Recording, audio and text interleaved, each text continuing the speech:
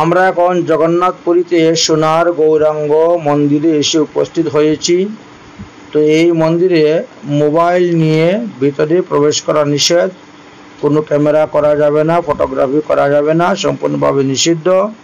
তাই সবাই আমার কাছে মোবাইল জমা দিয়ে তারা ভিতরে যাচ্ছে সেই বিগ্রহ দর্শন করার জন্য। সেই বিগ্রহ দর্শন করবেন, সোনার গৌরাঙ্গ আছেন, তারপর জগন্নাথ, বলরাম, সুভদ্রা আছেন। আমরা আপনাকে দেখাবো, আগের পুরানো আমরা যে ভিডিও করে রেখেছিলাম সেখান থেকে সংগ্রহ করে আপনাদেরকে দেখাবো। এখন বর্তমানে প্রায় মন্দিরেই মোবাইল নিয়ে প্রবেশ করা নিষেধ। ওই যে সামনে বসে আছেন দেখতে পাচ্ছেন এক বাবাজি মহারাজ, তিনি কাউকে মোবাইল নিয়ে ভিতরে প্রবেশ করতে দেন না। এই হলো ভিতরে দ্বার। তাই আমি বললাম যে ঠিক আছে, আমার কাছে সব মোবাইল জমা রাখো। এই যে আমাদের ভক্তরা গিয়েছেন, এই দেখেন তারা সবাই গিয়ে ভিতরে গিয়ে দর্শন করে আসতেছেন এই সোনার গৌরাঙ্গ শ্রী বিগ্রহ।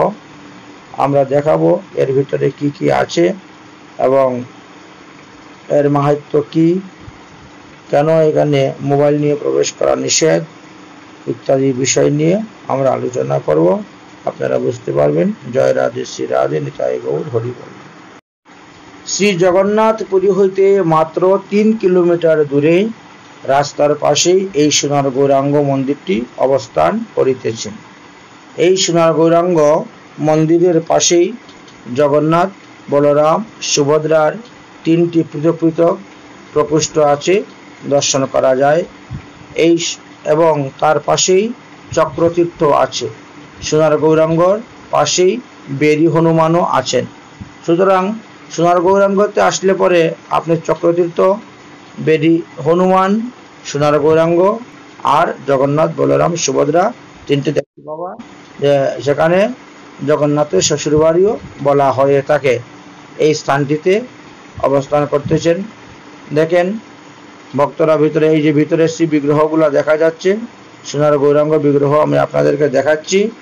যে বিগ্রহগুলোকে মোবাইল নিয়ে প্রবেশ করা নিষিদ্ধ। আগে কিন্তু এটা ছিল না। আগে সবাই মোবাইল নিয়ে যেতেন, ভিডিও করা হতো, দর্শন করা হতো। কিন্তু ইদানিং থেকে এই নিয়ম করে দিয়েছেন। কারণ অধিকাংশ লোকেরাই কি করেন, তারাই গিয়ে বিগ্রহকে দণ্ডবোধ করবে না, প্রণাম করবে না, তারা গিয়ে সেলফি তোলা শুরু করে দেয়। বিগ্রহকে পিছন দিয়ে নিজেরা সেলফি তুলতে শুরু করে দেয়। এই সমস্ত দর্শন করতে করতে মন্দির কমিটি পরিদর্শকরা তারা চিন্তা করলেন তাহলে মোবাইল ভিতরে প্রবেশ করাটাই নিষেধ করে দেওয়া হোক।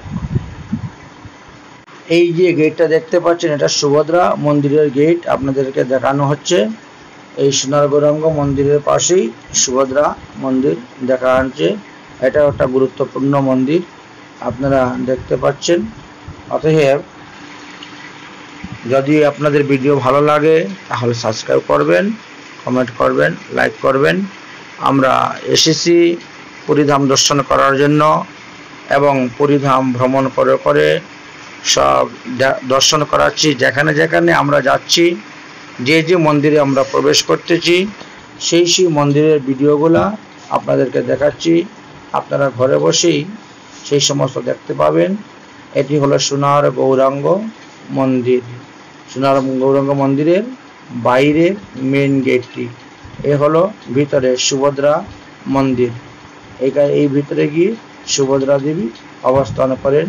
জগন্নাথ, বলরাম, সুভদ্রার মূর্তি সেখানে আছে। যদিও মন্দিরে প্রায় ভগ্নাবশেষ হয়ে গেছে এবং অনেক পুরানো মন্দির, তথাপিও শ্রী বিগ্রহ দর্শন করার একটু সুযোগ করে দেওয়া হচ্ছে। দেখেন ভিতরে আপনারা দেখেন ক্যামেরার মধ্যে দিয়ে এই যে ভিতরে দেখা যাচ্ছে জগন্নাথ, বলরাম, সুভদ্রা অবস্থান করিতেছেন। ঠিক তেমনিভাবেই শ্রী সোনার গৌরাঙ্গ আমরা দর্শন করালাম এবং সুভদ্রা মন্দিরে সুভদ্রাকেও দর্শন করতে পারলেন।